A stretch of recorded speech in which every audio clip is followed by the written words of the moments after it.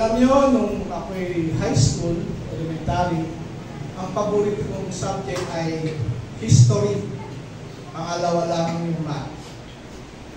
Pagka history ang topic o tinuturo o subject namin doon sa aming school, ay walang nakaka-istorbo sa akin.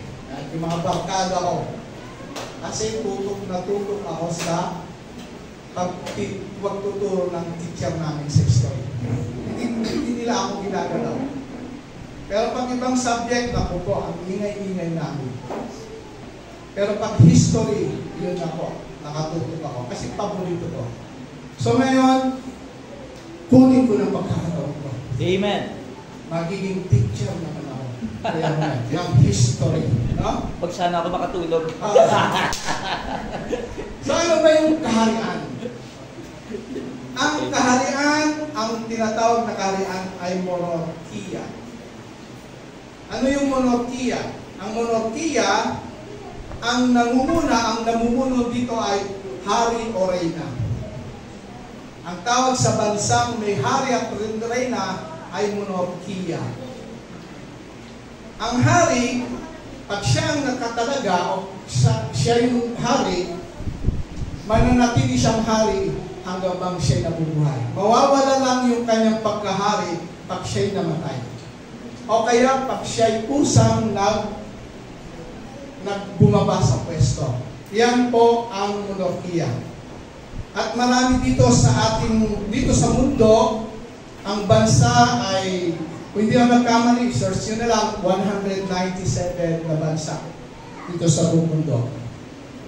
May bansa na monarkiya at may bansa naman na republika. Ano yung bansang republika? Pinamumunuan ito ng presidente. Tulad sa atin dito sa Pilipinas. Nasa republic tayo. May presidente, may vice-presidente, may senador, may congressman, may mayor, may gobernador. Republika ang tawag dito. At ang presidente ay mayroong limitasyon yung kanyang kapangyarihan dahil may mga batas na sinusunod tayo. Kaya yung presidente, kahit anong gusto niya gawin, kung hindi ito ayon sa batas, hindi niya kayang gawin ito. Pag ikaw pinipilit mo, diktador ka na. Pero wala nang diktador ngayon. Kaya yung presidente may limitasyon. Pero ang hari, walang limitasyon. Makapangyarihan. Siya ang batas. Kung sinabi niya, ganito ang mangyayari, mangyayari. Kung sinabi niya, ipahuli niyo yan, puhuliin. Kung sinabi niya, papatayin yan, papatayin. Ganyan ang kingdom. Sa England, ang hari doon ay si King Charles. Ang susunod na hari, ang tawag doon ay yung pagiging monarkiya, ang pagiging hari. Pag namatay yung hari, ang susunod na magiging hari depende doon sa policy o batas ng isang bansa na kingdom. Parang Saudi Arabia, England, Spain. Sa England, pag ang hari o reyna ay namatay, ang susunod na magiging hari o reyna ay yung kanyang panganay na anak.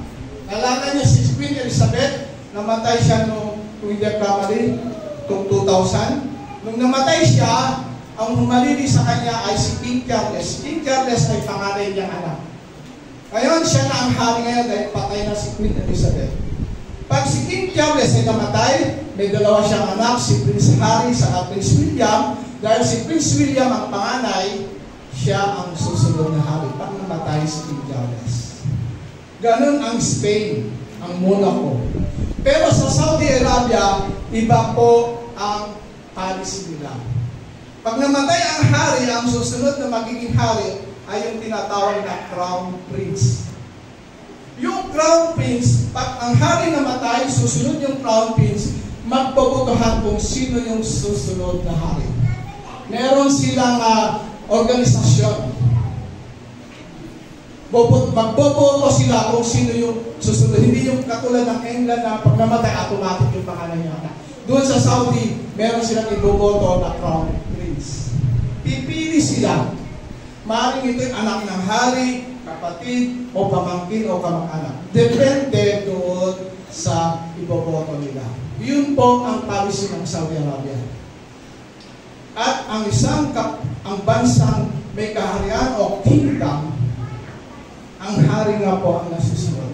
Makapangyarihan. Buti pa nga doon sa Spain, sa Monaco, yung hari na rin mababait. Na pamumunuan nila na maganda ang kanilang bansa. Pero itong nangyari dito sa king ng Saudi, si King Salman, tingnan nyo ang Saudi, ang mga bansa. Ano bang tawag sa Saudi? Kingdom of Saudi Arabia. Ibig sabihin, kingdom, merong hari. Isang kaharian. Itong si King Salman, naging abuso siya sa kanyang pagiging hari. Ganyan ang hari ng panahon yun. Pag sinabi nila, yung salita nila ay batas. Alam niyang may crown prince. Kukwento ko dito sa Saudi. Alam niyang may crown prince. Hindi niya anak. Kamag-anak niya. Alam mo ang ginawa niya para maging crown prince yung kanyang anak, para siya ang susunod na hari? Pinagpapatay niya yung mga kumukuha sa kanya. Yung crown prince ay ipinabilanggo niya. Gumawa siya ng paraan para magbilanggo. Yung iba yung against sa kanya, pinapatay niya. Ganyan po si King Salman. So, tinutukoy ko dito, inaano ko yung isang kaharian. Sabi ko sa inyo, magkaiba ang presidente. Yung presidente may limitasyon yung kanyang kapangyarihan, authority. Pero yung hari walang limitasyon. Ang kanyang salita ang batas. Ganyan po ang kaharian. Ngayon dito sa kaysaysayan ng Israel, ang Israel, bago nagkaroon ng kaharian, bago nagkaroon ng hari, nagsimula sila sa patriarka.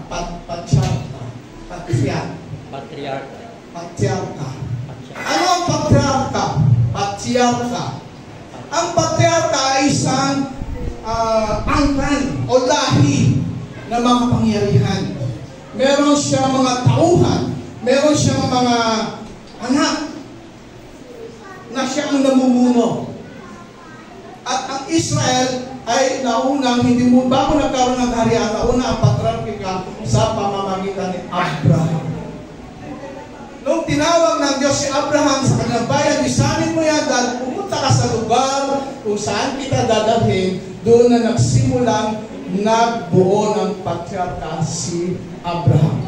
Bagamat wala siyang mga anak, pero marami siyang mga alipin at tauhan. Pero sa Bible scholar, kino-consider na si Abraham ay isang patriarka. Kahit isa lang o dalawa yung anak niya, si Ismael, saka si Isaac. Ganon din ang nangyari kay Isaac. Isa din siyang patriarka. Lalong-lalo na kay Jacob dahil yung anak niya ay 12. Pinamuluan niya ito. So nagsimula ang Israel sa patriarka. At nung si Jose ay napunta sa Egypto, naging governor siya, kinuha niya ang angkan ni Jacob. At doon na sila tumira sa Egypto. Nung una, kilala siya, dahil Jose, binigyan niya sila ng lupain para doon sa mga tumira. Pero habang katagalan sa kasunod-sunod na sarilahi, 430 years silang tumira doon. Hanggang sa dumami sila, natawag ngayon ang mga Egypto sa mga Israelita dahil parang mas madami pa sila kaysa sa Egypto. Nakalimutan na nila ang ginawa ni Jose sa kanilang bansa. Iba na ang parawan. Kabandang muli, ginawa nilang alipin ang bansang Israel doon sa Egypto. Ngayon, humingi sila ng tulong sa Diyos, dumain, at sabi nga ng Diyos sa Exodus, narinig niya ang daing ng kanyang bayan, dito siya nagpadala ngayon ng leader na manguna sa kanila para umalis sa Egypto at dalhin sa promise na sa lubang. Si Moises. Pinangunahan ni Moises ang angkan ni Abraham. 12 tribes. Pinangunahan niya, umalis sila sa Egypto, pero hindi niloob ng Diyos na siya yung manguna papunta dun sa lupang pinangako. At ang ginawang leader nung namatay si Moises, si Joshua. Si Joshua ang kinikilalang leader. Hindi pa ito hari. Pero doon sa leader na yon, pinaunahan niya yung 12 tribes. Bawat tribes, merong patriarka. Nakuha nyo? Yung 12 angkan o anak ni Jacob, yung tinatawag sa Bible na 12 tribes, bawat tribo ay meron silang kanya-kanilang mga patriarka. At si Joshua at Moises ang nauna sa kanila. Kaya lang nung namatay si Joshua, nagkanya-kanya na naman sila. Naghiwa-hiwalay. At dito nagpadala ng Diyos sa kanila ng hukom. Ang unang naging hukom o judge ng Israel para pangunahan ang kanyang bayan ay si Othniel. Kasama na sila si Gideon, Jethro, Samson, at ang pinakahuli ay si Samuel. Wala bang inaantok? Wala. Interesado na ako ngayon. Naging paborito ko na subject. Yes. Yan ang exam na. Judge, si Othniel ang unang judge. Pagkatapos, naging judge, ang pinakahuli ay si Samuel. Bakit? Humiling ang Israel ng 12 tribes na magkaroon sila ngayon ng hari. Yung pala yun. Nagkaroon sila ng hari. Bagamat ayaw ng Diyos, kasi pag gusto nila hari, nakikita nila sa ibang bansa na may mga hari. Gusto din nila magkaroon ng hari. Kahit ayaw ng Diyos, pinapigyan at ang unang hari ng Israel ay si King Saul. Ngayon, ito ang pangako ng Diyos kay Haring Saul. Nung naging hari siya, itong 12 tribes na ito, itong 12 na partya, nagkaisa sila at ginawang hari si Saul. Nag-unite sila, nagkaisa sila, at ang ginawa nilang leader o hari ay si King Saul. Pangako ng Diyos kay Saul, sumunod ka lang sa aking mga pangako at pinagkautos, ang susunod na lahi mo ay siyang gagawin kong hari. Kaya lang, natukso si Saul. Hindi niya sinunod ang utos ni Yahweh. Bakit? Sabi ng Diyos, sakupin mo itong bansang ito, lahat pagpapatayin, wala kang ititira, pati bata, pati hayop. Nung sinakop niya, nanalo sila, naku po, ang gaganda ng mga hayop. Mga bata malulusok. Utos ni Yahweh, pakain sila lahat. Hindi. Kinuha niya. Doon nagaling si Yahweh, Diyos. Pinutol niya ang pangako ng Diyos. Pinupangako niya na magsalitahin sila. Doon nagtapos isang lahi lang sa buhay ni Haring Saul.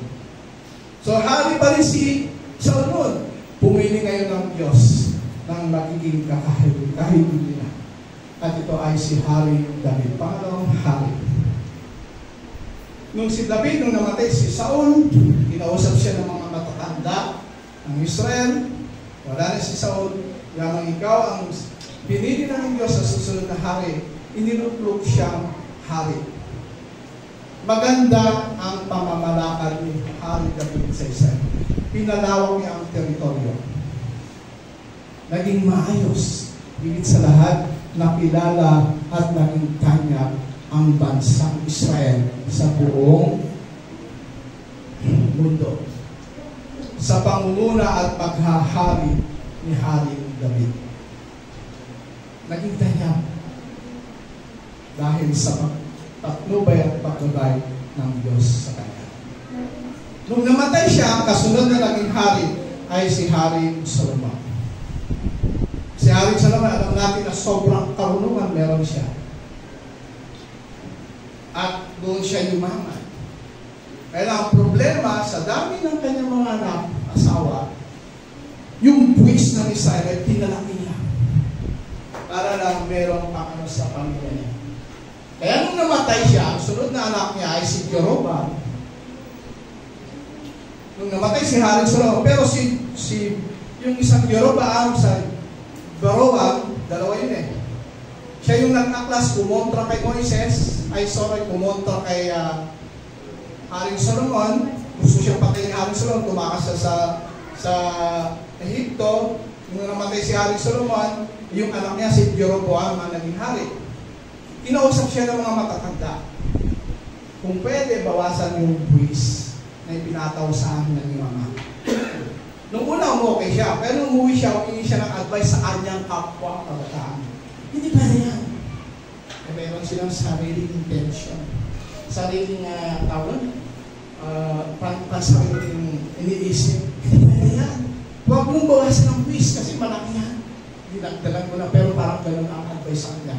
So, hindi niya tinupad yung kahilingan ng matatanda. Ang ginawa, kinuha nila si, basahin ko na lang, nakalimutan ko na yung pangalan. Mami, ano pangalan? Hindi ko rin alam, ano? Basta, Boam. Ano? Boam. Yung anak ni Solomon, Jeroboam. Pero yung isa, basta mayroong last na Boam. May Boam. Andas na yun, ha? Rehoboam. Yun, thank you. Rehoboam. Saka si Jeroboam. Ito si Rehoboam, pinuntahan niya yung matatanda, hindi pa rin ginagawa nila. Kaya ngayon, yung Israel na isang bansa, nagkaroon ng division. Yung mga matatanda, ang inihalal nila, o inanan nila baging hari, ay si Jeroboam. Rehoboam. Ngayon, dito nangyari nagkaroon ng separation. Naging dalawa ang kaharian ng Israel. Ito yung tinatawag nila na Judah. Yung 12 tribes, yung Judah, dalawa lang ang kanyang nasasakop. Judea at lahi ni Benjamin. Yung 10 tribes, yun yung tinatawag na Israel. Na-divide yung Israel sa dalawang kaharian. Ngayon, kung pagpapatuloy natin, ganun na ganun, minsan ang buhay ng Israel ay payapa, minsan sa susunod ay walang kapayapaan, puro digmaan. Ngayon doon sa kanilang hari. Pag ang kanilang hari masama, damay sila. Pag sila'y damay, pag sila'y nagkasala, syempre, nagpapadala ang Diyos ng salat sa kanila. Pero pag ang hari nila ay maganda o kaya may takot sa Diyos, nadadala sila, maging payapa din yung kanyang pamumuno. Hanggang sa dumating yung paghahari, yung pagsakop ni King Nabucodonosor. Ito na yung panahon ni Jeremiah. Kung hindi ako mali, 40 years na nangaral si Jeremiah sa Israel para pagsisihan at talikdan ang kanilang mga kasalanan dahil sila'y tumalihog na sa Diyos. Sila'y nagkasala na. Sila'y gumagawa ng kasamahan. Ang masakit ba dito, yung Diyos na sinasamba nila, tinalikuran nila at ang sinasamba na nila ay si Baal. Kaya pinadala niya si Jeremiah, sabihin mo, pagsisihan na, talikuran nila ito. Kung hindi, wawasakin ko ang bansang ito. Hindi sila nakikinig. Kaya nangyari, yun nga, nasaksihan mismo ni Jeremiah, yung pagsakop at pagkawasak ng Israel. Lahat, bata, yung lansangan, nagkalat ng mga pangkay. Hayop, bata, matatanda. At yung iba, ay tinapon sa Babylonia. Dito, nagtapos ang kaharian ng Israel. Kaya nga sa Isaias, kay Ezekiel, kung hindi ko nagkamali, Isaias, Ezekiel, sa kasi Daniel, merong pangako ang Diyos sa kanyang bayan na muli niya itatatap ang bansang Israel. After ang pagkatapon ng Babylonia, wala nang naging hari ang Israel. Sinakop na sila ng iba't ibang imperyo. Syrian, Macedon, at ang Israel, nung nakabalik sila ang Israelita nung nakabalik sila sa Israel, hindi na hari ng hari sa kanila, ibang hari na. Nagtatalaga na yung mga sumasakop sa mga Israel, nagtatalaga na sila ng mga governor o hari.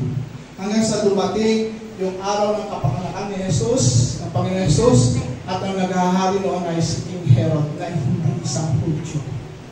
Nais siya ng Hudyo, kaya lang hindi yun ang kanyang itinalaga siya ng Roman Empire para maging hari ng Judea. Kaya itong mga Israel, ilang taon nang hihingi uli sila ng hari tulad ng paghahari ng hari David. Akala nila yung Mesayas, siya ang maghahari sa kanila. Siya ang mangunguna sa kanila para palayain sila doon sa mga sumasakop sila. Yun ang misinterpretation nila sa Mesayas na ipinangako ng Diyos kay Isaias at kay David. Akala nila ang Mesayas, si Jesus, ang siyang magliligtas sa kanila sa kanilang kaharian at siya ang magtatatag muli ang kaharian ng Israel. Kaya nga, kung titingnan nyo sa Acts, sige, Acts chapter 1 verse 6, nung paakyat ang Panginoon sa langit,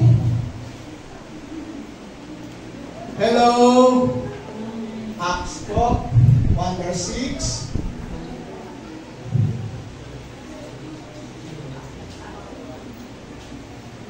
ito, bago umakyat ang Panginoon sa langit, na misinterpret, hindi pa rin naunawaan ng mga apostol, ng kanyang mga lagad, kung ano yung ituturo ng Panginoong Yesus tungkol sa kaharian ng Diyos. Sabi dito na makatipon-tipon si Yesus at kanyang mga lagad. Ito yung malapit na siya kayakit. Anong sabi ng kanyang mga lagad? Nagtanong sila kay Jesus, Panginoon, itatatag na pa ba ng muli ang kaharian ng Israel?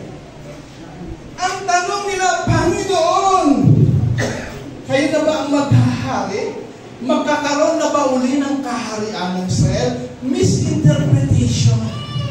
Parang ito mga ito, nung sila'y kasama ni Panginoon Jesus, hindi pa nila nauunawaan kung ano ang tinutukoy ng Panginoon Jesus tungkol sa kaharian ng Diyos. Akala nila si Jesus na maghahari sa kanila dito sa lupa. Nakuha niyo yung message? Pero hindi yun ang gustong tukoy ng Panginoon Jesus nung ipangaral niya sa Luke chapter 4 verse 43. Pinapaliwanag ko ito para mas maunawaan natin. Lucas chapter 4, subalit sinabi niya, dapat ko rin ipangaral sa ibang mga bayan ang magandang balita tungkol sa kaharian ng Diyos sapagkat ito ang dahilan kaya ako sumuli. Hindi lamang sinugo si Jesus para ingalay ang kanyang buhay para mamatay at ipago sa krus, kundi sinugo siya ng Diyos para ipangaral ang mabuting balita tungkol sa kaharian ng Diyos. At itong mga alagad na ito, hindi pa nila naunawaan nun. Ang iniunawa nila ay itatatag ni Jesus ang karihan dito sa lupa. Kaya hindi yun ang tinutukoy ng Panginoon. Ano? Ang itinuturo ito ng Panginoon Jesus, ang langit. Tulad ng sinabi ni Pastora noong nakarang linggo, ipinapangaral ng Panginoon Jesus ang magandang balita patungkol sa kaharian. Patungkol sa kaharian ng Diyos doon sa langit. Nakuha niyo na? Hindi dito sa lupa. At bakit ito yung sentro ng kanyang katuruan? Patungkol sa kaharian o sa langit. Ano ba ang langit? Ano ba ang itsura ng langit? Pakihanda yung wag niyo munang ilagay sa Pahayag chapter 21. Ganito po yun. Tulad ko, politika ko. Inaamin ko, magaling akong mangako. Di ba ganun ang politika, tatay? Nangangako, pero minsan, napapako. Meron akong mga pinangako na nagagawa ko, at meron din akong mga pinangako na hindi ko nagawa. 50-50. Tao lang ako. Sino ba sa inyo ang nangako na tinupad niya? Wala. Wala. Tama? Sige, bibigyan ko ng pera, 1,000. Yung nangako na tinupad niya, simula nun, Wala pa. wala! Laging Wala. sablay. Parang yung no? Sabi ng Panginoon Jesus nung dalhin ng babae para batuhin. Sabi ng Panginoon, galing ng Panginoon Jesus kung sino may kasalanan sa inyo, kung sino walang kasalanan, siya yung unang babato. Isa, lahat naman sino makasalanan eh. Kaya nag-alisan sila. Asan sila? Sabi niya, parang gusto tukoy ng Panginoon, nang huhusga kayo naman makasalanan. Amen. Wala walang nanangako. Wala, sayang. Wala. Sabi ko, gawin ko sana 4,000 eh. Sayang. Hindi pa payag. Wala eh. Wala. Pero ang Diyos, lahat ng pangako niya, tinutupad niya. Amen. Amen? Amen. Lahat tinutupad niya. Mula sa Genesis hanggang Revelation, lahat ng kanyang sinabi ay kanyang tinupad. Amen. At ang pangako niya nito ay yung bagong langit na ating titirahan. Hallelujah. Ano ba yung bagong langit na pinapangako ng Panginoon Jesus na gusto niya makasama tayo doon? Sige, pahayag, chapter Revelation, chapter 21, verse 3 to 4. Narinig ko ang isang malakas na tinig mula sa trono. Tingnan nyo, ang tahanan ng Diyos ay nasa piling na ng mga tao. Naninirahan siyang kasama nila at sila'y magiging bayan niya. Diyos mismo ang makakapiling nila at siya ang magiging Diyos nila. At papahirin niya ang bawat luha sa kanilang mga mata. Wala nang kamatayan, wala nang dalamhati, wala nang pagtangis at paghihirap sapagkat lumipas na ang mga bagay. Ito ang pinangako ng Diyos sa lahat ng sumampalataya kay Jesus. Langit. Bago nakita ito, bago pinakita ng Diyos ito kay Juan, bago bababa ang langit, nagkaroon muna ng paghuhukom. Nagkaroon ng paglalaban. At dito, nagapi si Satanas. Nung bumaba ang langit, si Satanas ay nasa impyerno na. Ang impyerno ay inihanda ng Diyos para kay Satanas, para doon siya ikulong. At maging doon sa mga hindi sumamba at tumalikod sa Diyos. Mali yung ating pananaw na si Satanas ang naghahari sa impyerno. No! Ang Diyos pa rin ang naghahari doon. Si Satanas, kasama niya kanyang mga alpores, yung mga tumalikod sa Diyos, doon sa impyerno na naghihirap. Hindi si Satanas ang naghahandog, kundi ang Diyos pa rin, Panginoon lang. Kaya nga wala ng kamatayan. Ginapay na ni Jesus, wala ng dalamhati, wala ng pagtangis, wala ng paghihirap, wala ng luha. Dahil wala na ang sumisira, nagnanakaw at pumapatay sa atin. Dahil si Satanas, nung panahon ay baba ang langit, nakakulong na siya doon sa impyerno. Amen? Amen. At ito na, bababa si Jesus. At lahat, itong lupa ito, base sa pahayag, itong ating pinagnanasahan, pinaglilingkuran, pinag-iibukan, minamahal na itong mundo ito ay mawawasak at mapapalit. Kaya sabi ng Panginoon, yung pag nasaan ang santo na yan, mawawasak yan. Mawawala. Pero itong kaharian ng Diyos ay mananatili magpawalang yan. Bababa. At ang maghahari sa atin ay ang Diyos na. Ngayon, ito ngayon. Paano natin mapapatunayan? John 14 verse 1 to 6. Naunawaan nyo? Amen.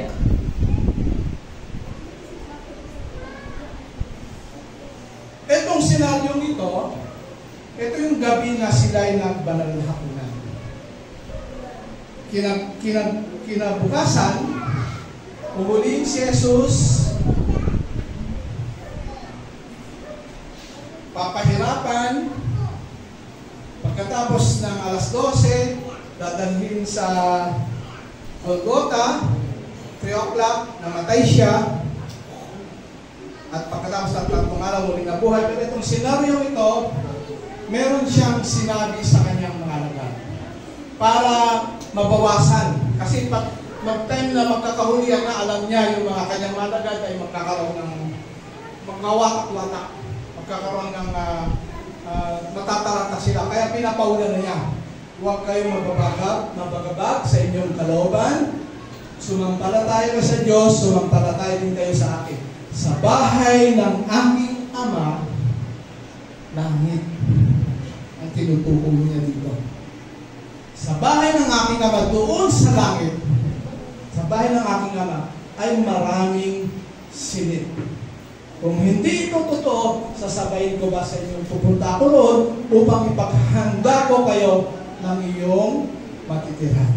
Kung hindi totoo, ibig sabihin, tinitiyak niya na ang sinasabi niyang bahay ng kanyang Ama doon sa langit ay meron.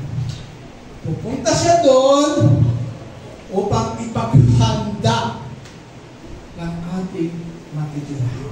Amen. Wow. Kung wala man tayong bahay dito, mga kapatid, huwag kayong mag-alala. Amen. May inihahanda si Jesus na bahay natin. Hallelujah, Lord. Amen? Thank you, Jesus. Hallelujah. Siya mismo nasabi. Ako ba nasabi? Amen. Amen. Siya mismo ang nangako. Nagsabi na doon sa bahay ng Ama ay maraming silid. Ano ba ang langit? Pahayag, chapter 3, ay 21, verse, ano ba yung susunod? Si Papa ba, maraming mga nakaka-vision kung ano yung langit. Si Paul, hindi niya binanggit yung langit eh. Pero hindi, nabanggit niya yung langit. Kaya lang idiniin niya dito, dun sa kanyang vision, na pinakita sa kanya yung langit. Pero hindi niya dinescribe yung langit. Ang dinescribe niya yung mga sound na kanyang narinig. Tama ba ako yan? Yung mga sound. Na yung sound na naririnig niya dun sa langit, bakit nakita niya yung langit? Yung mga sound na naririnig niya sa langit ay hindi kayang i-explain sa salita. So sobrang pagkaganda dun sa mga sound. At yung ibang nakakita ay talagang hangang-hanga sila. Pero sabi na pasaydahan ko sa kapangyarihan ng Espiritu, vision ito, at ako'y dinala ng anghel sa ibabaw ng isang napakatas na bundok.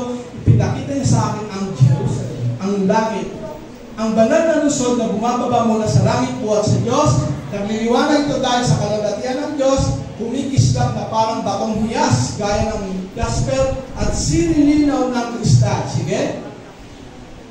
Ang pader nito ay makapal, mataas at may 12 pinto. At sa bawat pinto ay may isang angel. Nakasulat sa mga pinto ang mga pangalan ng 12. Lipin ng Israel, isang pangalan bawat pinto. May 3 pinto ang bawat 3.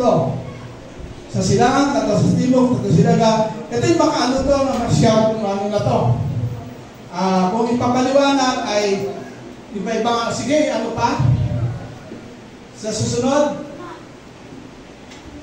sige pa, sa susunod pa. Ito, ang silangan pati ay puno ng lahat ng uri ng mamahaling bato, jasper ang una, sapiro ang kalawa, Macedonia ang katlo, Esmeralda ang ika-4, sige pa. Sagad na natin, meron pa, wala na. Sige, Onis ang ika-5, Cornalina ang ika-6, Corselito ang ika-7, Topaz ang kasyang, hindi ko na alam itong mga klaseng ano na ito, no? Asinto, Amatista, Perlas. So, kung titignan natin, yung sa Saudi, kung titignan mo yung bahay ng hari ay may mga ginto. Yung kanyang upuan, yung kanyang mga pinggan. Pero dito mas sabi nga doon sa pahayag din na ang mga kalsada ay lantay na ginto. Wow. Ibig sabihin, pure gold. Wow. Amen. Purong ginto ng sangat, kumikinang. Na parang kristal. Baka pati yung bahay mo, silid mo, wow! Wow, grabe. So hindi natin kaya describe. Amen. Pero napakalinaw, ito yung ipinangako ng Diyos sa lahat sa atin. Amen. Ito Amen. yung pinangako niya. Darating ang araw. Ngayon, ito yung tanong uli. Paano makakapunta dito? Paano makapunta sa kaharian ng Diyos? Sige, John 14, 1-6 ulit. Balik tayo doon. Huwag kayong, sige, dito na tayo. Maraming silid, maraming matitirhan. At kapag may paghanda ko na kayo na matitirhan, ako'y babalik yung second coming of Jesus. At isasama ko kayo upang kayo'y makapili ko kung saan ako naroon. Babalik si Jesus, kaya nga second coming eh. Siya yung unang pagpunta niya para ialay ang kanyang buhay at ipangaral ang mabuting balita tungkol sa langit. At sa kanyang pagbabalik, yung pinapangaral ng langit ay dadalhin niya tayo doon. Amen? Amen. Ngayon, paano? Sige, tuloy natin. At alam na ninyo ang daan patungo sa pupuntahan ko. Sinabi sa kanya Tomas, Panginoon, hindi pa namin alam kung saan kayo pupunta. Paano namin malalaman ang daan? Sumagot si Jesus, ako ang daan, ang katotohanan at ang buhay. Walang makakapunta sa langit, kundi sa pamamagitan. Amen. Amen. Okay, no? Si Jesus lang ang daan Hallelujah. papunta sa kaharian ng langit. Acts 4:12, supporting verse, sa kanya lamang matatagpuan ang kaligtasan. Ang kaligtasan, ibig sabihin, papunta doon sa kaharian ng Diyos. Sapagkat walang ibang pangalan sa buong daigdig na ibinigay ng Diyos, referring to kay Jesus, sa mga tao upang tayo ay maligtas. Kay Jesus lamang tayo. Amen. Siya lamang ang daan doon sa itinuturo niya na langit. Amen? Amen. Amen. Napakasarap. Ito yung hope. Pag nangako si tatay mo, ang asawa mo, ang kapatid mo, ang lolo mo, kaibigan mo, pinsan na papako. Tama. Tama? Tama. Hindi na tutupad. Pero ito yung 100% na pangako na mangyayari. Amen. Pangako na hindi mapapako. Kaya may pag-asa tayo. Hallelujah, Lord. Kung sinasabi mo wala kang bahay, may pag-asa! Wow. May naghihintay! Tama? Amen. Merong nakalaan sa atin Hallelujah, na Lord. bahay sa langit. Amen? Salamat po, Panginoon. Ngayon, mabigat to. Sabi ko, Lord, ito yung binigay na topic ni Pastora. Ilang araw kong pinag-aralan, hanggang kagabi, puro aral ako, walang, hindi ko naman sinasabi pa na pumapasok, parang walang basbas. So, ang ginawa ko na lang, bago ako natulog, nag-aral ako, pero walang basbas. Pag-isip ko kanina umaga, pray ako, Lord, magtuturo na ako. Di ba may namin si Lord na, wala po pa kayong pinahayaan na salita niyo, na yun ang gawin kong pinaka-conclusion. Tapos ito ang binigay sa akin. Sige, Mateo chapter 7 verse 21 to 23.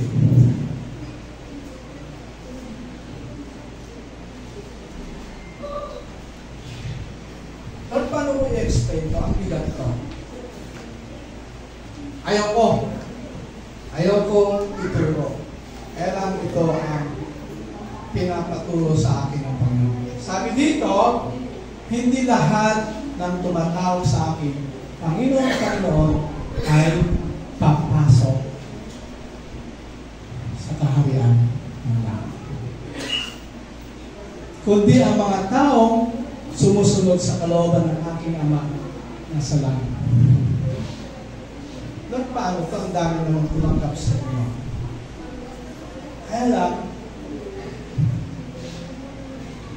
nakakakulungkot dahil may mga tumatanggap sa ating Panginoon Hesus, umaasa na makakapasok sa kaharian ng langit. Ito po ang pinakasusi para makapasa tayo sa kaharian. Hindi sapat na tinanggap natin si Hesus bilang ating tagapagligtas. Hindi po sapat. Hindi po sapat. Kailangan sumunod tayo sa kalooban ng Ama para tayo makapasok sa kaharian. Ito na ang linaw-linaw. Amen. Malinaw? Amen. Yung lamang sumunod. Ano ba yung pagsunod?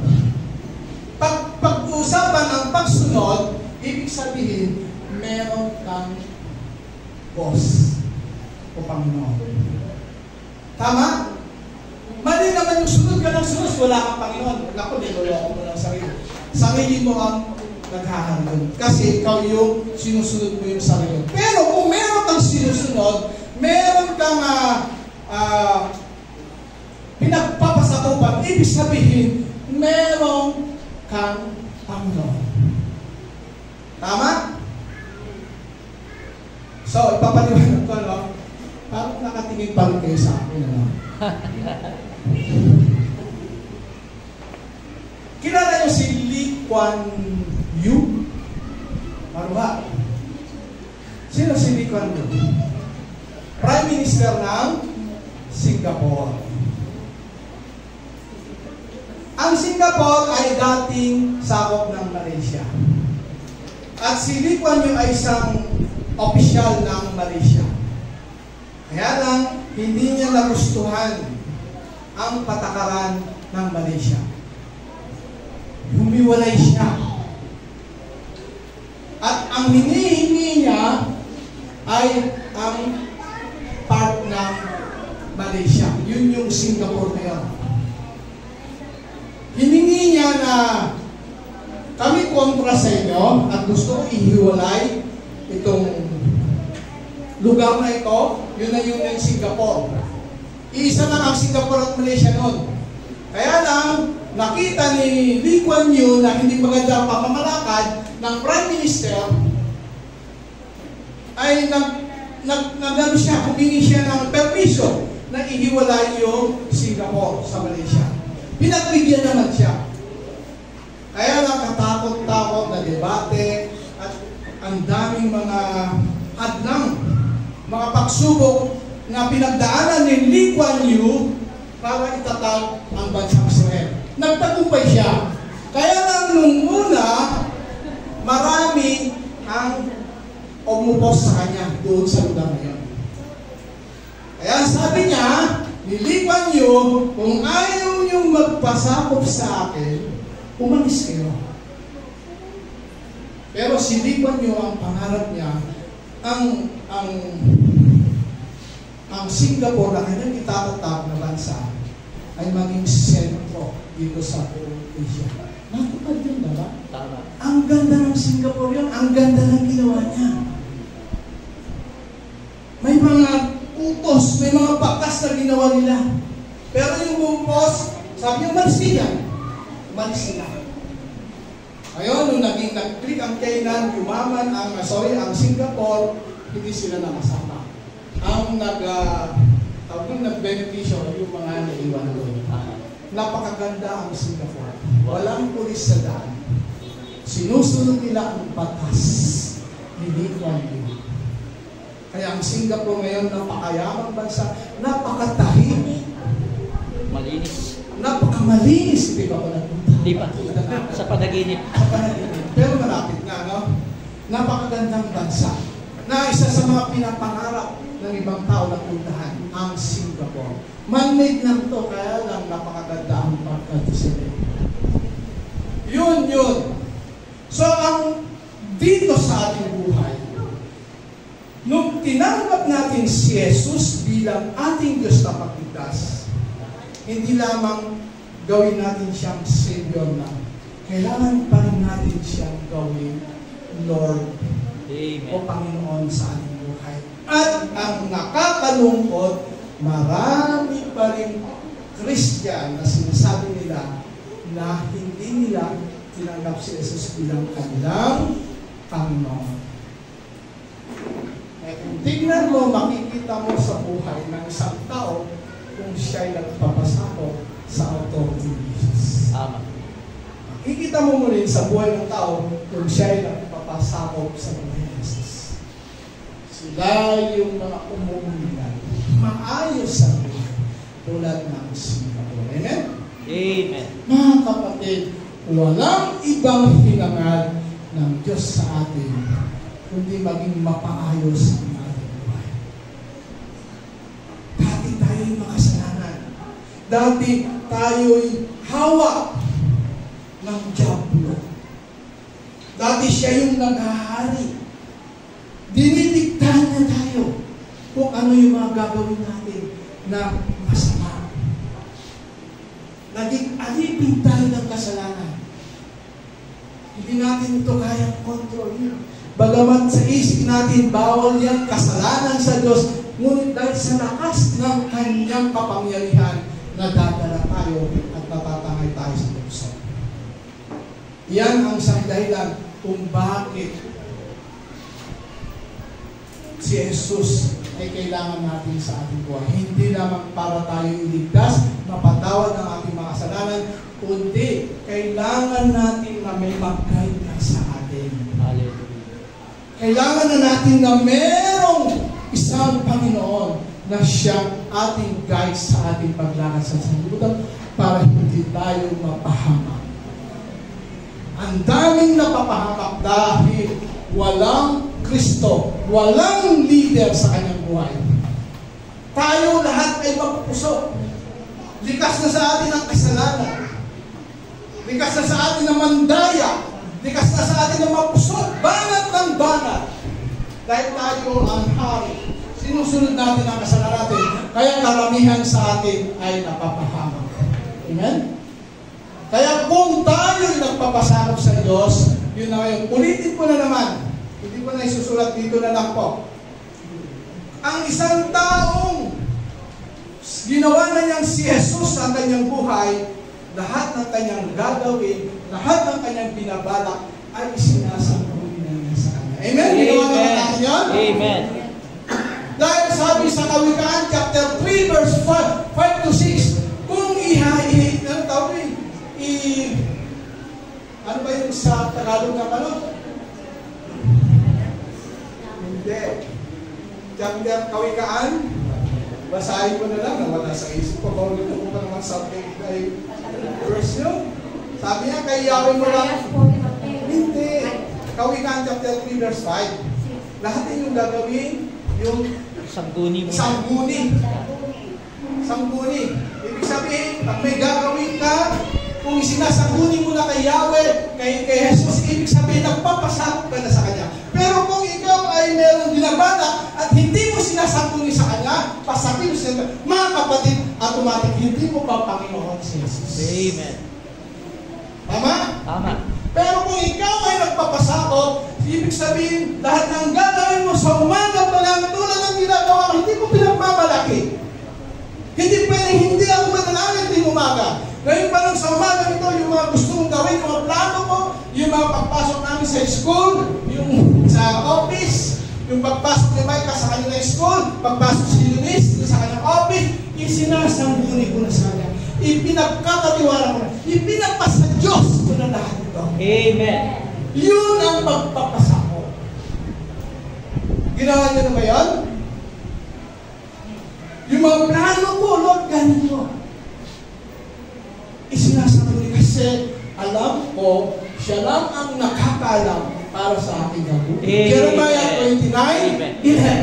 Amen. Tayo, dami natin Paborito ni Maruhay. Alam mo ba kung ano mangyayari bukas? Ang dami natin gustong gawin.